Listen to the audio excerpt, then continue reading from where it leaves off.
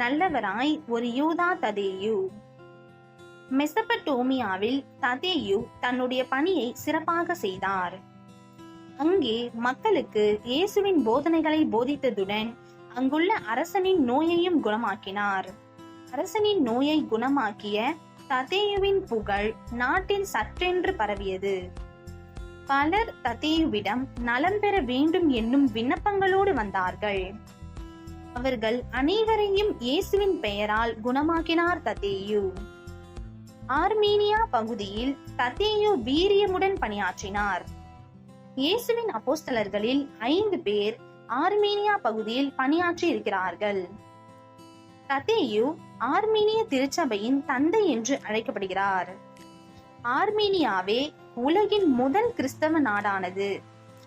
ததேயு கிபி 43ஆம் ஆண்டிலிருந்து துவங்கி 15 முதல் 20 ஆண்டுகள் அங்கே பணியாற்றினார். ஏராளமான மக்கள் இயேசுவை பற்றி அறிந்து கொள்ள அவருடைய போதனைகள் காரணமாயின. கடைசியில் ததேயு பாரசீகத்தில் பணியாற்றுவதற்காக வந்தார். அங்கே ஒரு இடத்தில் சிலை வழிபாடு நடந்து கொண்டிருந்தது. ததேயு சிலைகளை வழிபடுவதால் பயனில்லை என்று மக்களிடையே உரையாற்றினார். கோபம் கொண்ட அவர்கள் ததேயுவுக்கு எதிராக திரும்பினார்கள். நாட்டில் இது ஒரு கலவரமாக மாறியது.